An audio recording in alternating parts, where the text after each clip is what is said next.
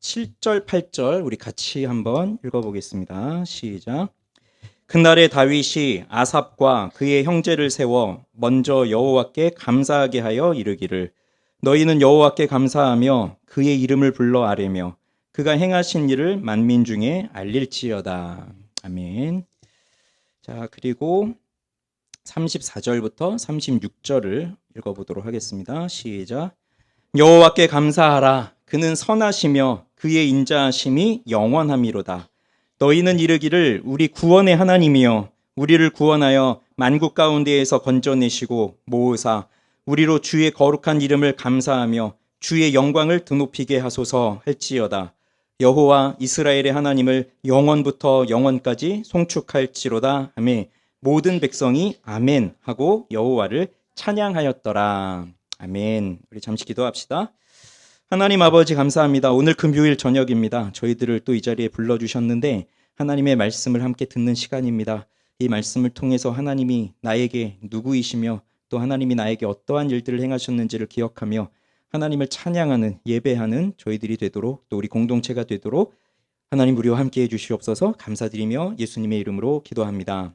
아멘. 온 이스라엘의 왕이 된 다윗은 하나님의 궤를 예루살렘으로 가지고 오려고 했습니다. 그런데 이 법궤를 운반하는 과정에서 하나님이 주신 말씀대로 하지 않게 되다 보니까 결국 법궤를 옮기던 우사라고 하는 사람이 그 자리에서 죽게 되었어요. 이 일로 인해서 다윗은 큰 두려움에 빠지게 되었습니다. 그렇지만 그 두려움에 빠져 있는 상태에서 끝난 게 아니라 다시 재정비를 하고 궤를 다시 한번 옮깁니다. 오늘 새벽에 묵상한 대로 이번에는 하나님의 말씀대로 정확하게 하기 위해서 다윗은 심혈을 기울였어요. 그리고 드디어 하나님의 궤가 다윗이 준비해 놓은 장막에 들어갑니다. 그리고 번제와 화목제를 하나님께 드리고요. 이 번제와 화목제를 드리기를 마친 후에 여호와의 이름으로 백성에게 축복을 하고요. 다윗이 그리고 각 사람에게 떡 한 덩이, 그러니 빵이겠죠. 그 빵하고 그리고 야자나무로 만든 과자 그리고 건포도로 만든 과자 이것을 사람들에게 다 나누어 주었어요. 그리고 레위 사람을 세워서 여호와의 궤 앞에서 섬기며 이스라엘 하나님 여호와를 칭송하며 감사하며 찬양하게 하였습니다. 그래서 16장 4절에서 6절을 보면 다윗은 레위인을 언약궤 앞에서 섬길 사역자로 임명합니다. 아삽이라고 하는 사람을 우두머리로 세워서 이 레위 사람들이 하나님께 기도, 감사, 찬양으로 공동체를 인도하게 한 거예요. 그러니 오늘 우리식으로 치자면 찬양팀을 세웠다고 해야 될까요? 성가대를 세웠다고 해야 될까요? 그렇게 예배를 인도하는, 찬양을 인도하는 이런 사람들을 세운 겁니다. 오늘 저녁에 나누려고 하는 것은 그러면 그날에 다윗이 아삽과 그의 형제들을 세워서 언약궤 앞에서 하나님을 찬양했는데 그 내용이 무엇인가? 그 찬양의 내용을 보려고 하는 거예요. 7절부터 36절 좀 길다고 생각하시겠지만 자, 우리가 가지고 있는 성경을 이렇게 보시면 거의 대부분 단락이 다 나눠져 있습니다. 그리고 파란색으로 제목이 단락마다 제목이 쓰여져 있죠. 그러면 아마 7절 앞에 제가 가진 성경에는 감사 찬양이라고 써 있고요. 괄호하고 시편 105편 1절에서 15절, 96편 1절에서 13절, 106편에서 47절, 48절이라고 되어 있습니다. 여러분 성경책도 그렇게 되어 있죠. 그래서 이 8절부터 36절의 이 내용은 이 세 개의 시편 105편, 96편, 106편의 내용이 여기에 지금 한꺼번에 그대로 실려 있는 거예요. 그래서 이 노래는 크게 세 부분으로 나눌 수가 있습니다. 8절부터 22절은 시편 105편 1절부터 15절입니다. 맥체인 성경 읽기를 따라서 읽어오신 분들은 오늘 읽으셨어요. 105편을. 그래서 그 본문이고요.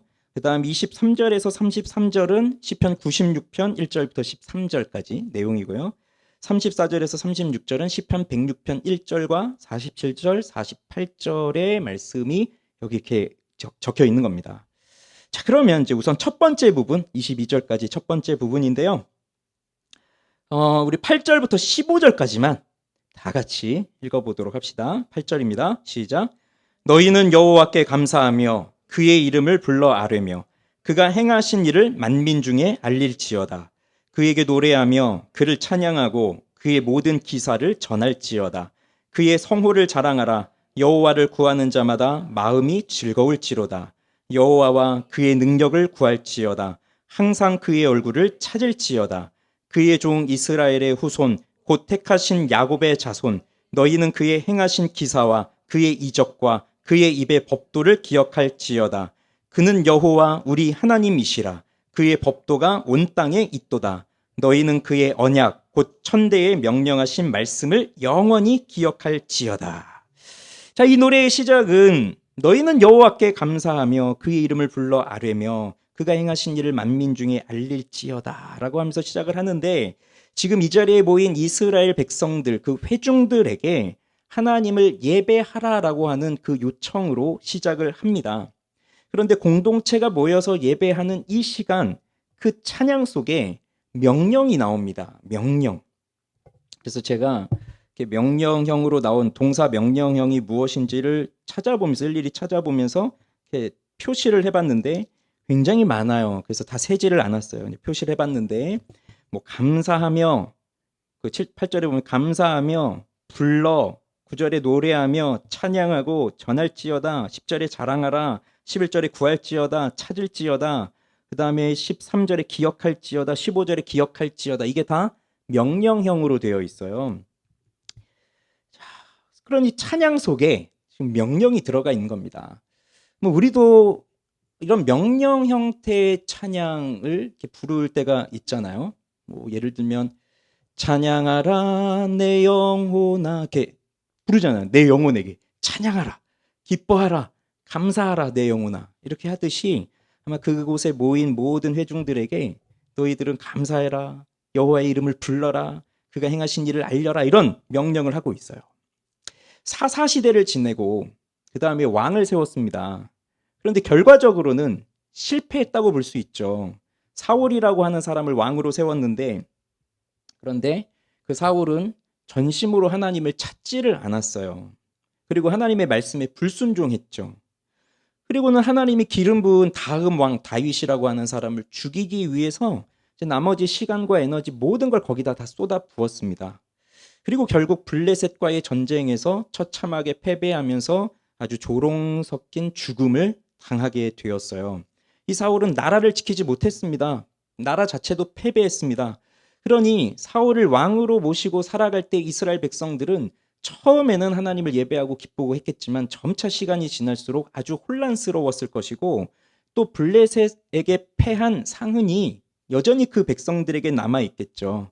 그리고 무엇보다 하나님을 예배하는 공동체로 부름을 받았지만 그 이스라엘이 하나님을 바르게 예배하지 못하는 시간들이 쭉 흘러가게 된 거예요.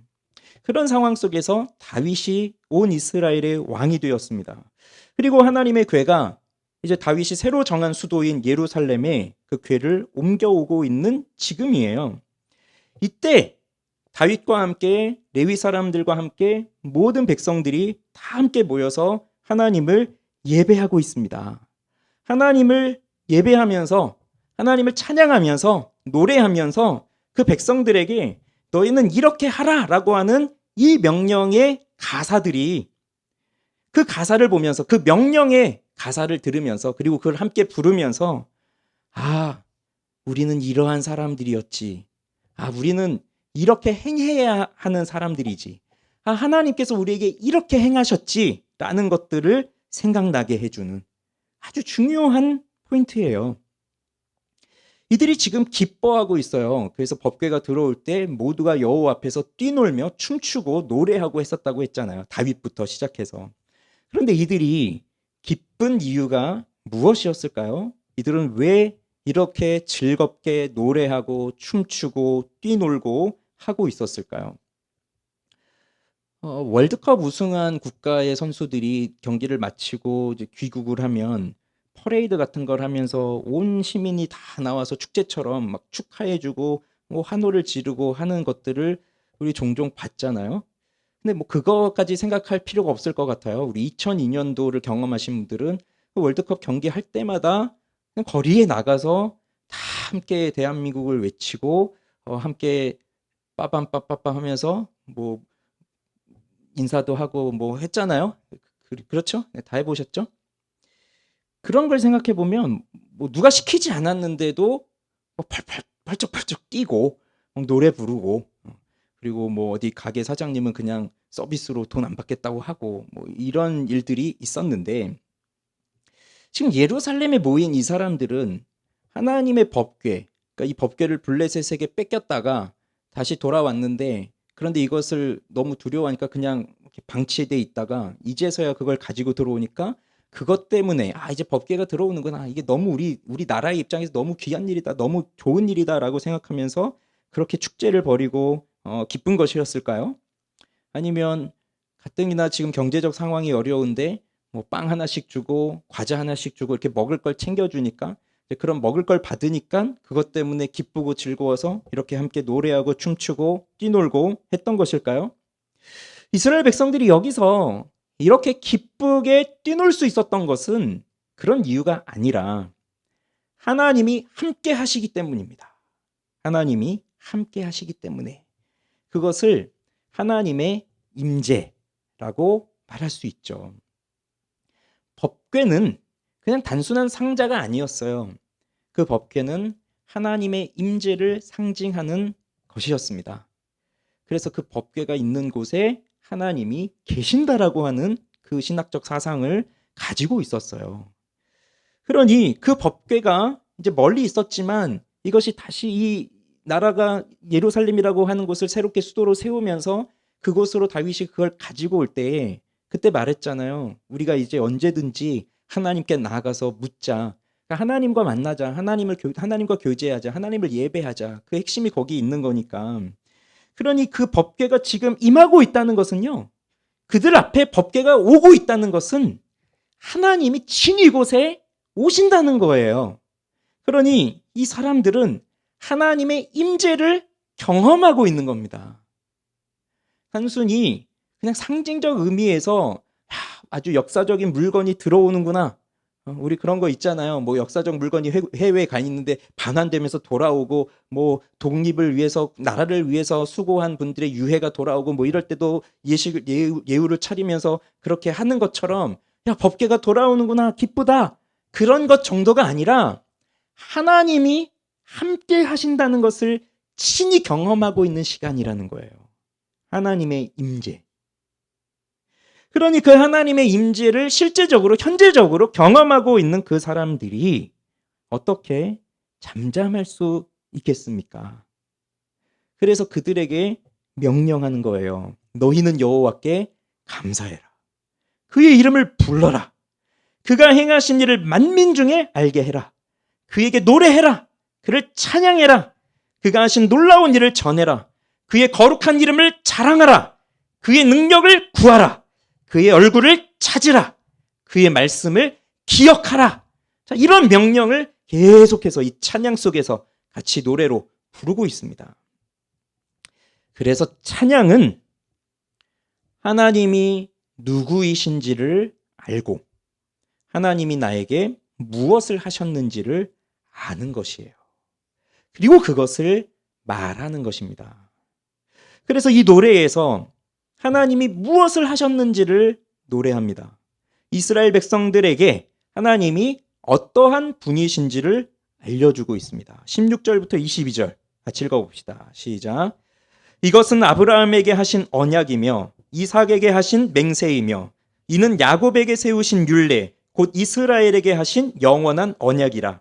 이르시기를 내가 가나안 땅을 내게 주어 너희 기업의 지경이 되게 하리라 하셨도다. 그때에 너희 사람 수가 적어서 보잘것없으며 그 땅에 객이 되어 이 민족에게서 저 민족에게로 이 나라에서 다른 백성에게로 유랑하였도다. 여호와께서는 사람이 그들을 해하기를 용납하지 아니하시고 그들 때문에 왕들을 꾸짖어 이르시기를 나의 기름 부은 자에게 손을 대지 말며 나의 선지자를 해하지 말라 하셨도다. 자, 이스라엘에게 행하신 이 일을 떠올리면서 찬양하고 있습니다. 노래하고 있습니다. 아브라함에게 하신 언약, 이삭에게 하신 맹세, 야곱에게 세우신 율례, 즉 이스라엘에게 하신 영원한 언약. 그것이 무엇이었나요? 내가 이 땅을 너희에게 주겠다.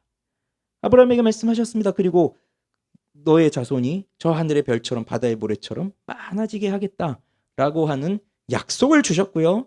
이 약속이 아브라함, 이삭, 야곱, 요셉 이렇게 이어지면서 지금 여기 다윗 때까지 오게 된 거예요. 그런데 그 약속을 처음에 생각해 보면 내가 너희들에게 가나안 땅을 주겠다라고 말씀하셨지만 그러나 그때에는 너희 사람 수가 적어서 보잘것없었다. 그래서 그 땅에서 나그네였다. 자, 아브라함을 생각해 보십시오. 아브라함이 가족들을 데리고 주께서 명하신 이 땅으로 왔지만 그는 그저 나그네일 뿐이었어요. 그래서 이곳 저곳을 방랑하며 유랑하며 살았던 사람이었고 그 아들 이삭도 마찬가지였고요. 그 아들 야곱도 마찬가지였어요. 그리고 요셉 때에 가서는 애굽으로 가게 되었고 그 이스라엘 민족은 애굽에서 400년 동안 노예 생활을 하면서 지냈던 민족이었습니다. 그래서 보잘것없는 너희들이었고 이 나라 저 나라 이 민족 저 민족에게 끌려다니면서 그렇게 방황하던 나그네였지만 그런데 자, 하나님이 그들을 어떻게 대하셨는지를 보십시오. 그 아브라함의 자손들이 강하기 때문에 그들이 뭔가 능력이 많기 때문에 그들을 부르셨나요? 아니었어요. 하나님이 그들을 부르신 이유는 어쩌면 그들이 너무나 약했기 때문입니다. 보잘것없는 민족이었기 때문입니다. 그런데 그들을 향하여서 하나님이 어떻게 대우해 주셨냐면 이 이스라엘을 괴롭히는 열방의 나라들의 임금들에게 너희는 내 기름 부음 받은 자를 해하지 말지어다. 건드리지 말아라. 이들은 나의 기름 부음 받은 자, 나의 택한 자, 나의 선지자이다. 그러니 너희들은 건드리지 말아라. 그래서 우리 시편 23편에서 들었던 말씀처럼 원수들 앞에서 내 머리에 기름을 부으심으로써 그 지팡이와 막대기로 그렇게 사망의 음침한 골짜기에 있는 나를 보호해 주시듯이 그렇게 이스라엘 민족을 하나님이 지켜주셨던 거예요. 그렇게 그들을 없애려고 하고 죽이려고 하고 대적하고 싫어하고 그렇게 얕잡아보고 깔보고 짓밟으려고 했던 수많은 강대국들이 있었지만 하나님은 다 막으셨어요. 건드리지 말아라. 내 기름 부음 받은 자다. 그것을 지금 다시 한번 상기시키면서 하나님이 우리에게 이렇게 행하셨다. 약속을 지키셨다. 언약을 지키셨다. 그래서 하나님을 노래하면서 하나님이 행하신 일들, 지금 이 나라의 역사, 그리고 또 우리 한 사람 한 사람 개인의 역사, 이것을 생각하게 합니다. 그리고 이 역대기는 포로기에서 돌아온 사람들이 읽도록 그때 쓰여진 책이라고 했잖아요. 그러면 포로를 마치고 이제 바벨론과 페르시아에서 포로 생활을 하고 있다가 돌아온 이 사람들입니다. 그리고 아직 돌아오지 않고 그쪽에서 살고 있는 사람들도 있겠죠. 그런데 그들에게 또 이 노래를 들려줌으로써 그들의 인생의 목적이 무엇인지를 다시 한번 생각하게 해주는 거예요. 너희가 누구인지, 즉 내가 누구인지, 우리가 누구인지, 우리를 향하여 하나님이 무엇을 하셨는지, 그래서 하나님의 하신 일을 기억하도록, 떠올리도록 지금 노래하고 있는 겁니다. 사람들은 잊어버려요. 특히 나라가 멸망하고 성전이 파괴되고 법궤도 사라졌겠죠. 자, 그런 상황에서 이제 다시 돌아오기는 했지만 나라는 세워지지 않습니다. 왕은 세워지지 않습니다. 다윗의 왕조에서 왕이 세워지지 않습니다. 여전히 페르시아의 속국이고 또 시간이 지나면 헬라의 속국이 되고 로마의 속국이 될 뿐이에요. 그렇지만 그 상황에서 하나님이 우리를 향하여 하신 이 언약, 천대까지 이르도록 약속하신 그 언약을 하나님은 지키실 것이다 라고 하는 것을 이 역사를 통해서, 이 찬양을 통해서, 이 찬양의 가사를 통해서 생각하게 하는 거예요. 그런 것처럼 나를 생각해 보십시오. 나의 인생. 우리 중에 강한 자가 누가 계십니까? 나는 태어날 때부터, 처음부터 모든 것을 다 갖추고 태어났다. 그래서 지금까지 나는 그 어떠한 부족함도 없이 내가 하고 싶은 거, 누리고 싶은 걸 다 누리면서 살아왔다. 모든 사람들이 다 내 앞에 무릎을 꿇었다. 그러면서 살아오신 분이 누가 있으십니까? 아무도 없습니다. 그러니 사실 우리의 인생, 우리가 걸어온 나의 개인적인 삶의 역사를 돌아보더라도 19절, 20절에서 말하던 너희 사람 수가 적어서 보잘것없으며 그 땅에 객이 되어서 유랑하였도다라고 하는 이 스토리가 우리의 히스토리 아닙니까? 이게 우리의 역사잖아요. 우리도 보잘것없어요. 그래서 이리저리 치이면서 살아오던 인생이 지금 우리의 인생이었어요. 그런데 하나님께서 그 열방의 왕들을 향해서 외치시는 소리를 들어보셨습니까? 사실 우리가 나그네가 되어서 이리저리 요동하고 방황하고 유랑하고 할 때에는 그 소리가 잘 들리지를 않아요. 그런데 지금 와서 돌이켜 보니까 하나님은 내가 그런 상황 속에서 그 열방의 강한 자들에게 이렇게 외치셨던 거예요. 나의 기름 부은 자를 해하지 말아라. 손을 대지 말아라. 나의 선지자를 해하지 말아라. 그러면서 그들을 꾸짖으셨다고요. 우리를 해하려고 하고 우리를 넘어뜨리려고 하고 우리를 집어삼키우려고 하는 그 대적들을 향하여서 하나님이 꾸짖으셨단 말입니다. 그것을 기억해라. 기억해라. 하나님조차도 나를 잊어버리신 것 같은 그러한 시간이 많았지만 그 순간에도 하나님은 나를 인도해 주셨다. 하나님은 나를 기억하고 지켜주셨다. 내가 잊어버렸을 뿐이지 하나님은 나를 잊어버리신 적이 한 번도 없으신 분이에요. 이것을 알게 되니까요. 어떻게 하나님을 이렇게 하셨다는 것을 안 사람이 그냥 잠잠히 있을 수가 있겠습니까? 잠잠히 있을 수가 없는 거예요. 가만히 있을 수가 없는 거예요. 그래서 하나님 앞에 나와서 예배하고 찬양하는 겁니다. 그럼 두 번째 부분 23절부터 33절까지가 두 번째 부분에 해당되는데 우선 23절과 24절을 읽어봅시다. 시작.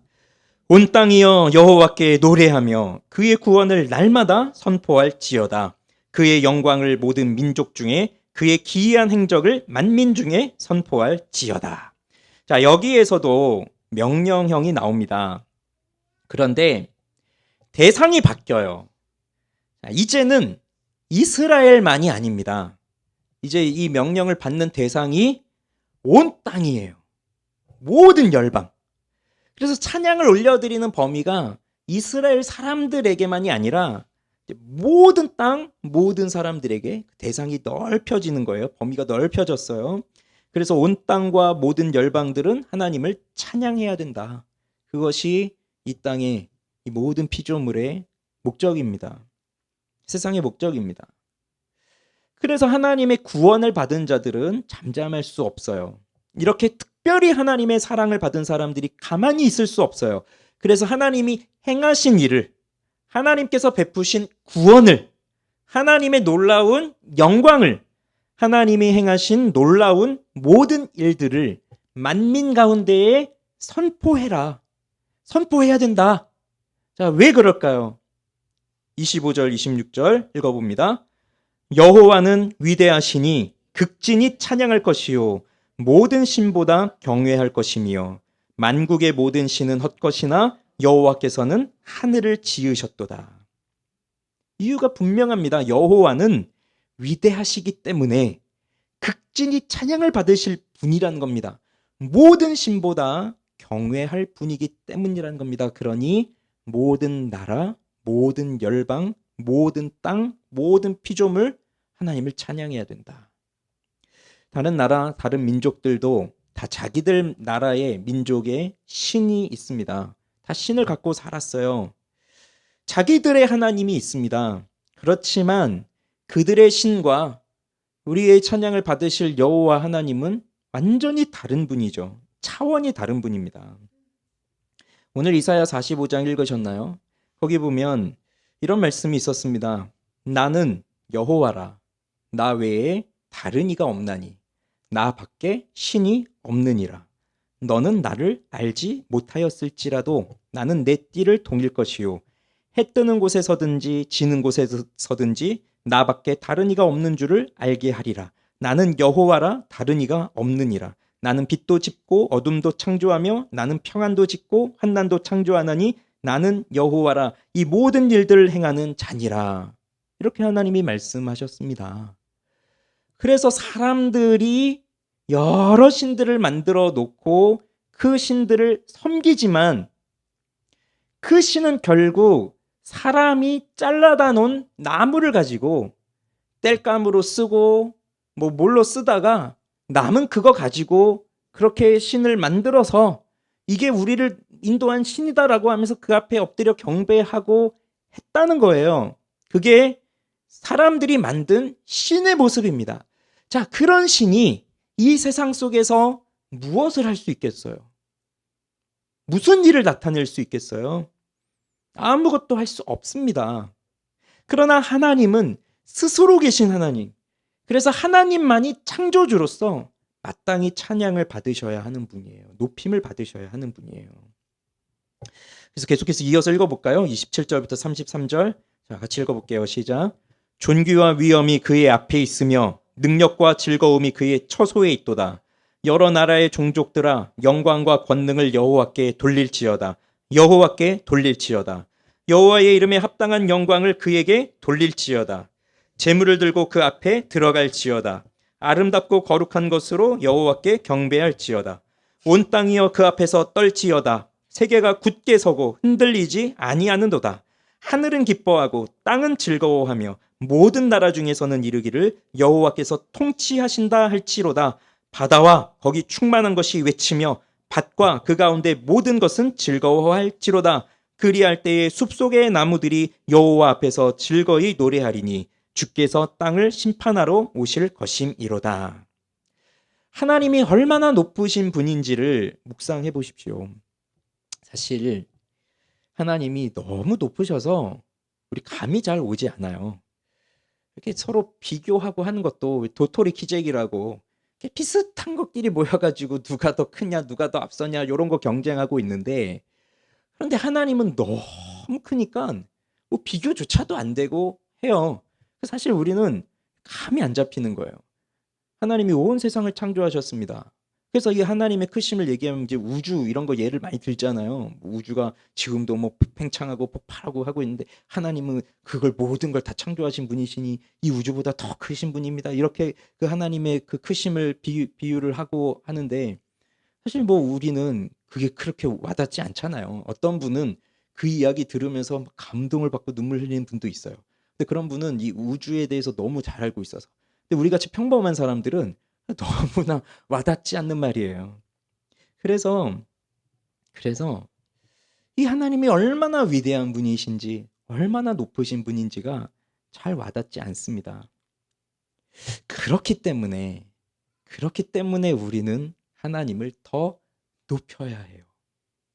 감이 오지 않는다고 뭐 하나님이 계시겠어? 뭐 하나님이 어디 있어? 이런 게 아니라, 감이 오지 않더라도 우리는 이 성경에서 말씀하시는 대로 하나님은 이렇게 크신 분이다라는 것을 기억하고 더 그분을 높여야 돼요. 더 찬양해야 돼요. 그래서 영화롭게 한다는 건, 하나님을 영화롭게 하는 건, 하나님의 영광을 드러내는 것은 그렇게 크고 위대한 하나님을, 그렇게 크신 분을 망원경을 통해서 더 크게 보이도록 그렇게 더 확장시키는 그런 의미가 있는 거예요. 하나님을 영화롭게 한다는 것은.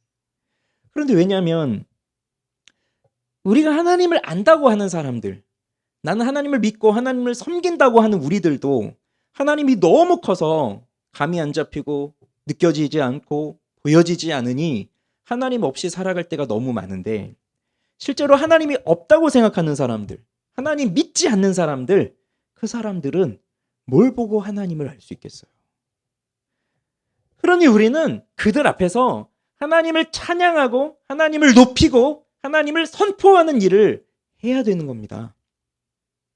그것이 우리의 입술, 우리의 말이든 아니면 우리의 행실이든 우리의 삶이든 모든 걸 동원해서 하나님이 살아계시다라고 하는 것을 이 세상의 사람들에게 보여주어야 되는 거예요.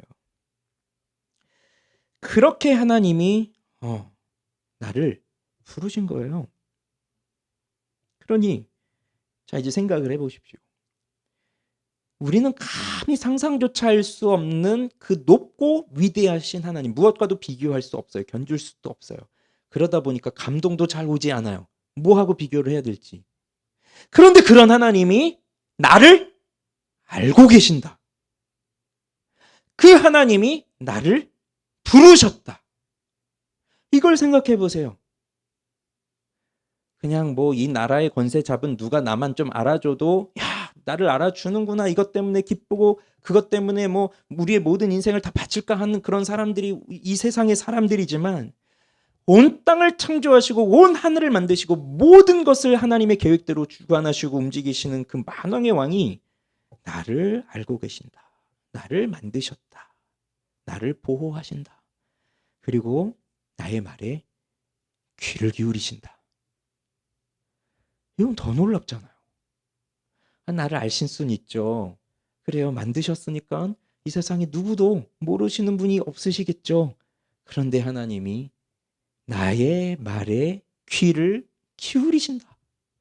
그리고 내 마음의 심사를 통촉하신다.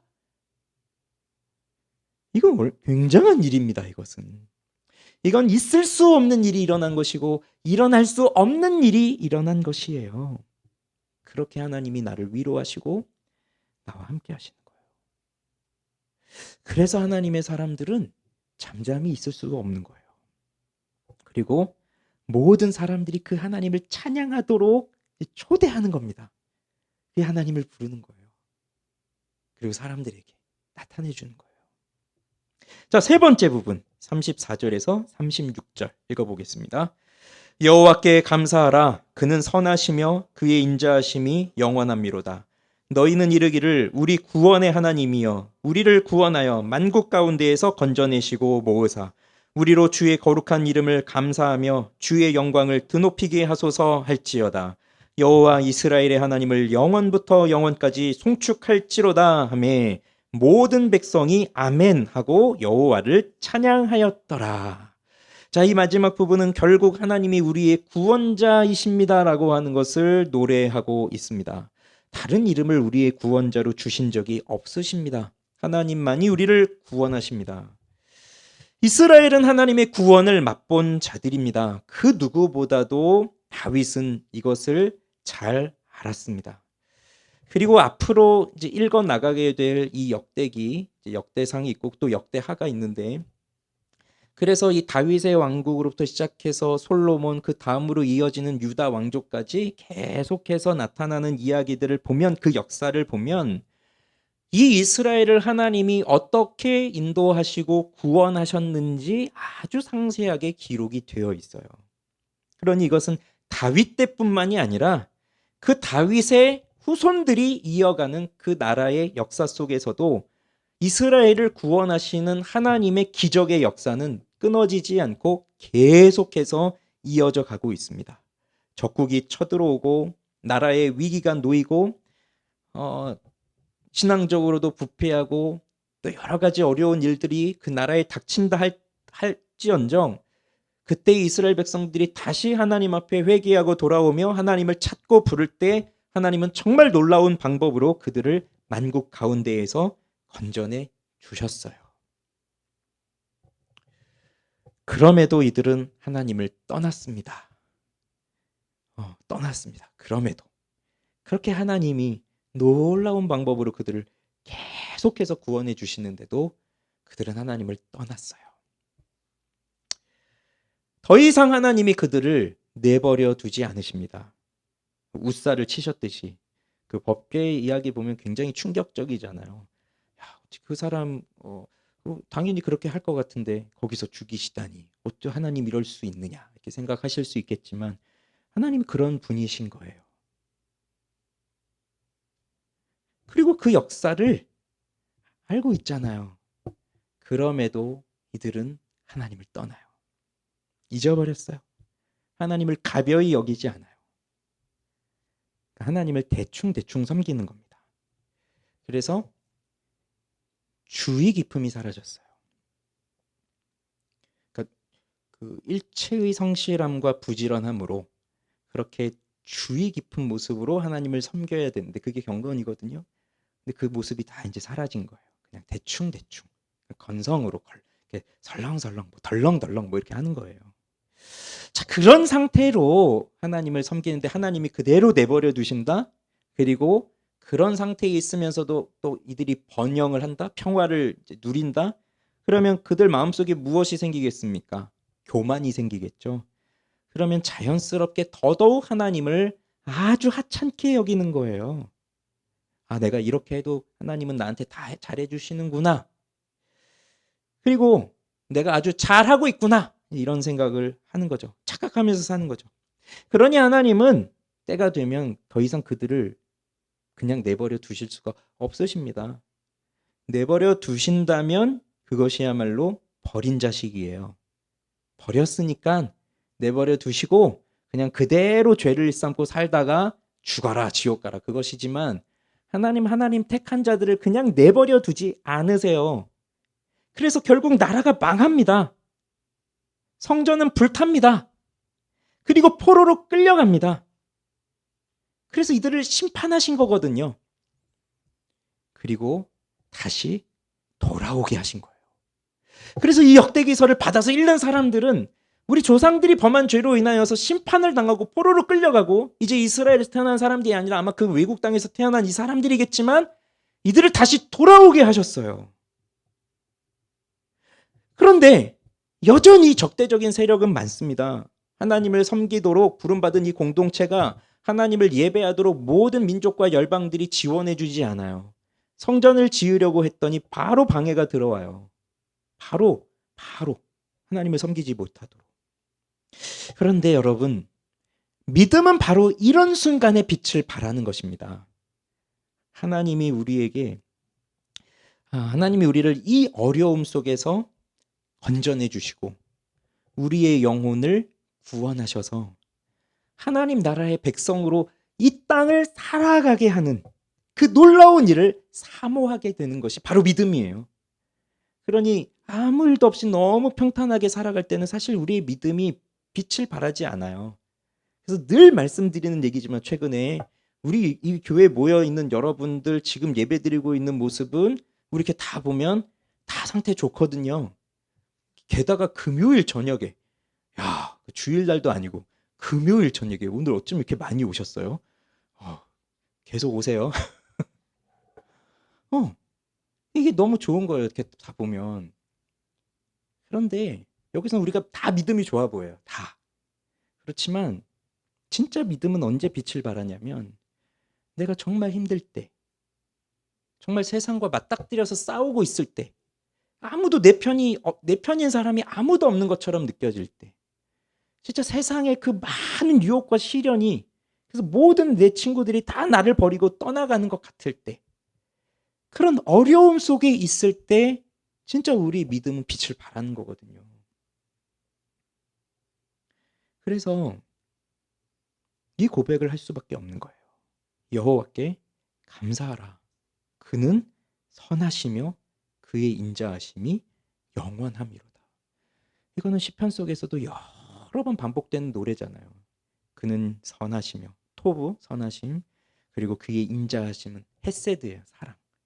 그러니까 그의 선하심과 그의 인자하심이, 그의 그의 좋으심과 그리고 그의 사랑이 영원하다. 그냥 단 한순간으로 끝나는 것이 아닙니다. 그래서 이제 말씀을 맺을 건데요.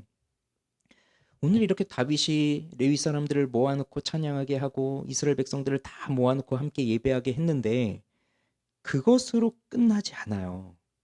여호와의 언약궤가 들어오는 그날 이 찬양의 열기가 끝나버리는 것이 아닙니다. 이날 하루로 끝나는 것이 아니에요. 37절을 보면 다윗이 아삽과 그의 형제들을 여호와의 언약궤 앞에 있게 하며 항상 그 궤 앞에서 섬기게 했어요. 날마다 섬기게 했어요.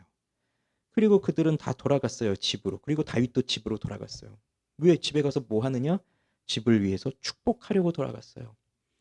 하나님을 예배하고 이제 가족들이 함께 또 하나님을 예배하도록 또 각각의 집으로 돌아간 거예요. 그리고 그 궤 앞에서는 날마다 이 레위인들이 그 하나님을 찬양하도록 인도하는 거예요. 그래서 여호와의 선하심과 인자하심이 그냥 단 한 번의 순간으로 끝난 것이 아닙니다. 지금까지 우리의 삶을 돌아보세요. 특별히 기억나는 순간이 있을 거예요. 하나님이 내게 이러한 선하심을 베풀어 주셨지. 하나님이 나에게 이러한 헤세드 사랑을 보여주셨지. 라고 하는 떠오르는 순간이 있을 거예요. 우리 사람들마다. 정말 하나님을 만난 사람들이라고 한다면. 그런데 그것이 그냥 그 옛날의 한순간의 추억으로 끝나는 것이 아니라 이 하나님의 선하심과 인자하심은 날마다 나를 따라오는 거예요. 우리 주일날 보겠지만 그 선하심과 인자하심이 반드시 나를 따라온다고요. 내가 어딜 가든지. 영원한 거예요. 하나님의 인자하심, 하나님의 선하심. 그러니 감사가 넘치는 거죠.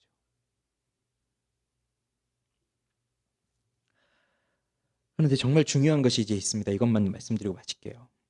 자, 여기 찬양을 인도하도록 부름받은 사람들이 누구인가요? 레위인들이에요. 레위 사람들. 그럼 레위 사람들은 이제 성경 배경을 알고 계신 분들은 레위는 레위 지파의 사람들은 따로 땅을 받지 않았잖아요. 그리고 그 레위 자손들 중에서 이제 제사장이 나오고 그들은 이 여호와의 예배하는 일을 돕도록 그들은 그 부름받은 이제 지파들이고 하나님이 내가 너희의 기업이 되겠다라고 하셨어요. 그래서 이들은 각 지파의 땅에 흩어져서 살았지만 이들은 그 백성들이 다른 지파의 백성들이 하나님께 바친 11조를 통해서 이들이 이제 생활을 하고 이렇게 했던 것인데 이 레위 사람들이 누구였느냐 그게 중요해요. 이들은 여기 이제 노래하고 뭐 악기 치고 재금, 수금, 비판 뭐 이런 거 이제 하면서 사람들로 하여금 이제 노래하도록 예배하도록 이렇게 이끈 인도자들이었는데 그저 노래나 잘하고 악기 연주나 잘하는 뭐 음악가들 그런 사람들만 그런 음악가들만은 아니었던 거예요. 물론 그 능력이 있어요. 그런 재능이 노래하고 악기를 연주하고 그리고 그래서 사람들로 하여금 같이 노래하게 하는 그런 능력이 있는 사람들인데 그런데 이들이야말로 이 당시에 최고의 신학자들이었어요. 이게 되게 중요한 겁니다. 이게 중요한 거예요. 이 여기 찬양 인도하는 이 레위인들은 그냥 노래만 부르고 음악만 하는 사람들이 아니라 이들은 이 당시 최고의 신학자들이었다고요. 이 무슨 말씀인지 이해되십니까? 레위 사람들은 다른 사람들보다 다른 지파 사람들보다 율법을 더 철저히 배우고요. 그리고 이 율법을 가르치는 사람들이었어요. 왜냐하면 그 율법대로 하나님을 섬겨야 하는 사람들이니까 다른 일을 하는 게 아니라 그래서 누구보다도 하나님의 율법을 알고 그걸 가르친 사람들이었어요. 그래서 예를 들면 여러분 잘 아시는 에스라 같은 사람 나중에 이제 포로 마치고 돌아오고 뭐 이 역대기도 에스라가 썼다는 뭐 그런 저기도 있습니다. 저자설에 대해서도. 그럼 그 에스라 같은 사람 에스라가 누구였냐면 아론의 16대 손이라고 나와요. 그러니 이 모세의 이 에스라는 모세의 율법에 익숙한 학자였고 그래서 그가 이 다시 예루살렘으로 돌아올 때 율법을 연구하여 준행하여 율례와 규례를 이스라엘에게 가르치기로 결심하더라. 이렇게 하면서 그가 돌아온 사람이거든요. 그래서 느헤미야 때에 이제 백성들을 다 모아놓고 이 에스라가 율법을 읽습니다. 그래서 그 남녀노소를 막론하고 알아들을 수 있는 사람들을 다 모아놓고 이 율법을 읽을 때에 사실 그 듣고 있는 사람들이 그 율법이 뭔지를 무슨 내용인지를 다들 이해를 못하고 있었어요. 그때에 에스라가 그것을 읽고 있을 때에 곳곳에 있는 레위 사람들이 거기 서 있는 사람들에게 이것은 무슨 뜻이다라고 하는 것을 해석하고 가르쳐 주었어요. 그랬더니 거기 있는 사람들이 그것을 이해하고 깨닫게 되면서 거기서 하나님의 높으심을 깨닫고 하나님의 어미를 깨닫고 그 앞에 엎드려서 펑펑 울면서 회개하는 부흥의 역사가 거기서 일어나거든요. 이 레위 사람들이 이런 사람들이에요. 자꾸 우리는 이제 찬양, 예배 뭐 이렇게 하면은 노래 잘하고 음악 연주 잘하고 뭐 이런 사람을 자꾸 생각하는데 이 예배를 인도하는 레위인 가문은 그 중에서도 숙련된 음악인들도 있는 것이고요. 이 여기 나온 이 사람들 아삽을 비롯해서 그런데 이들이 또 신학적으로도 아주 풍부한 사람들이었던 거예요. 하나님의 말씀을 너무나도 잘 알고 있는 사람들이었어요. 그러니 이런 걸 생각해 보면 오늘날 우리의 찬양은 그리고 우리의 예배는 얼마나 가벼운지 모르겠습니다. 무슨 내용인지도 모르고 그냥 노래를 부르는 거예요. 또 그냥 신나는 음악이면 또 거기에 맞춰서 막 춤추고 막 뛰고 막 하는 거예요. 막 열광을 하는 거죠. 이 조명이 반짝반짝하면서. 그리고 끝나고 나면 뭘 했는지도 모르는, 무슨 내용인지도 모르는. 여러분 노래를 들으시고 감동을 받으신 적 있으시죠? 언제입니까? 언제? 누구 노래 들으면 감동 받으세요? 어? 누구 노래 들으시면? 여러분 노래 잘하는 사람이 부르는 노래를 들을 때, 아니면 뭐 음치 박치가 부르는 노래 들을 때 어떨 때 더 감동을 받으세요? 당연히 음치 박치라고요? 아, 제가 잘못 들은 거죠? 당연히 저 잘하는 사람, 그죠? 그럼 감동을 받잖아요. 근데 그것보다도 더 감동을 주는 노래가 있어요. 자기의 고백. 그래서 왜 음정이 틀려도, 박자가 틀려도 이 노래의 가사가 정말 내 이야기다. 그럼 이제 눈물을 글썽이면서, 이게 또 눈물을 흘리게 되면 이렇게 감정이 생기면은 막 노래도 안 나오고 막 그러잖아요. 그런 모습을 딱 보고 있으면 나도 모르게 또 감동이 되고 마음이 녹고 그러잖아요. 근데 왜 그렇게 눈물을 맺히고 뭐 그럴까요? 그게 나의 이야기니까. 저는 찬양을 정말 만들어 보고 싶은 게 옛날부터 꿈이긴 한데, 뭐 작곡에 재능이 없으니까 할 수가 없더라고요. 제가 시는 여러 번 써봤고 노래 가사는 여러 번 써봤는데 곡은 도대체 못 만들겠더라고요. 뭐 해봤어요. 여러 번 해봤는데 안 되겠더라고요. 그런데도 다른 분들이 만든 노래를 부르면서 내 마음에 감동이 울리고 내 마음에 찬양이 되는 이유는, 그가 경험했던 일이지만 그 또한 내가 경험한 일이기 때문에 나의 이야기가 되기 때문이에요. 그때에 그게 감동이 되는 노래잖아요. 하나님을 예배하는 것이 그렇습니다. 하나님을 찬양하는 것이 그런 거예요. 나도 모르는 거, 나도 뭔지도 모르는 거, 그냥 분위기에 휩싸여서 뭐 그냥 내 감정을 띄우려고 그렇게 하는 것이 아니라, 정말 내 안에 하나님이 하신 일이 무엇인지를 알고, 내가 하나님 앞에서 어떠한 사랑을 받았는지를 알고, 하나님이 나에게 어떠한 일을 하셨는지를 알고 그것을 부르는 노래, 그것을 예배하는 것. 이게 정말 아름다운 노래이고 아름다운 예배예요. 오늘 이 시를 이 찬양을 인도하는 사람들의 우두머리가 아삽이라고 되어 있는데, 시편에 보면 아삽의 시가 굉장히 많이 나옵니다. 그리고 여러분 잘 아는 유명한 시들도 있어요. 그 시편 73편 같은 경우, 왜 하나님을 잘 믿지 않는 사람이 굉장히 형통해 가지고 잘 되고 그래 가지고 자기는 미끄러질 뻔했습니다. 막 하다가 근데 나중에 이제 성소에 가서 깨달았습니다. 그러면서 제일 마지막에 하는 고백이 여호와께 가까이 함이 내게 복이라 라고 하는, 이런 시편 73편 같은 시, 이게 아사베 시거든요. 그리고 뭐 80편부터 쭉 있어요. 아사베 시가 쭉 나오는데, 언제 한번 시간 나실 때 아사베 시를 한번 하나하나씩 묵상을 해보세요. 또 다윗의 시하고는 또 좀 다르긴 하지만, 또 그 속에 이 아사베 시들을 보면 그 속에 정말 하나님이 어떠한 분이시고 이 세상이 어떠한 세상이고 모든 피조물들은 또 어떠한 피조물들이고, 그러면서 하나님을 미워하는 자들은 또 어떻고 그들을 향한 하나님의 심판은 또 무엇이고, 그리고 이렇게 하나님이 택한 자들을 어떻게 구원하시고 하는 것들이 아주 아름답게 노래가 되어 있어요. 이 아사베 시들을 한번 잘 보세요. 그러니 하나님을 알지 않고는 하나님을 예배할 수가 없는 거예요. 하나님을 만나지 않고는 하나님을 찬양할 수가 없는 거예요. 언약궤가 들어오는 이 순간, 다윗의 통치 초기이지만 아마 이때가 가장 절정의 순간입니다. 물론 그 이후에 더 이제 다윗의 왕국은 더 번영하고 더 안정을 취하고 더 부강해지긴 하겠지만, 그런데 이 시간은 정말 절정의 시간이에요. 왜냐하면 바로 그 자리에 하나님이 임재하시거든요. 그래서 그 자리에 모인 사람들이 하나님이 함께 하신다는 걸 알게 되었잖아요. 그래서 하박국 선지자가 이는 물이 바다를 덮음같이 여호와의 영광을 인정하는 것이 세상에 가득함이니라.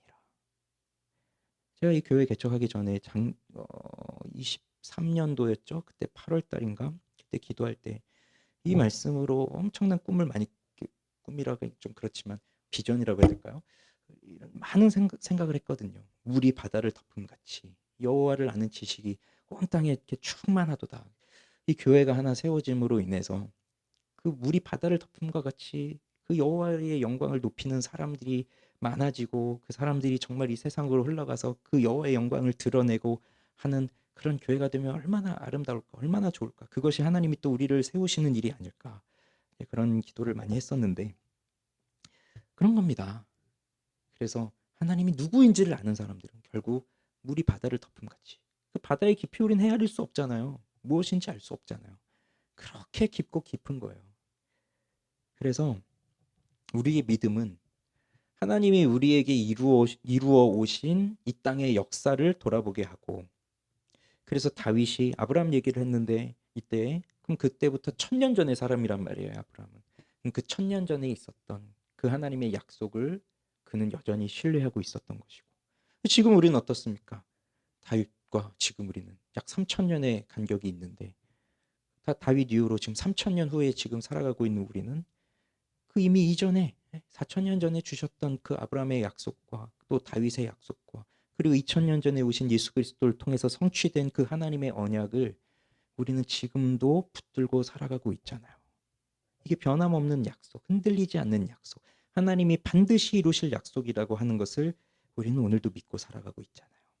그러니 우리의 인생에 어두운 순간들도 있고 어두운 역사들도 있겠지만, 그러나 그 순간 우리는 하나님의 선하심과 인자하심을 기억하면서 이것이 한 번뿐이 아니라 영원한 것이구나, 이것을 생각하면서 그렇게 하나님을 예배할 수 있는 우리 공동체. 그래서 우리 이곳에 하나님이 임재하시고 여기 모인 우리 모두는 다 그 하나님의 임재를 경험하고 여기 모인 우리는 그 하나님을 찬양하는 기쁨으로 견딜 수 없는, 잠잠할 수 없는 그런 우리가 되어서 그렇게 하나님을 찬양하는 우리가 되기를 원합니다. 그래서 오늘 저녁 하나님의 높고 위대하심을 생각하면서 하나님을 찬양하는 우리들 예배하는 자들이 되기를 원합니다.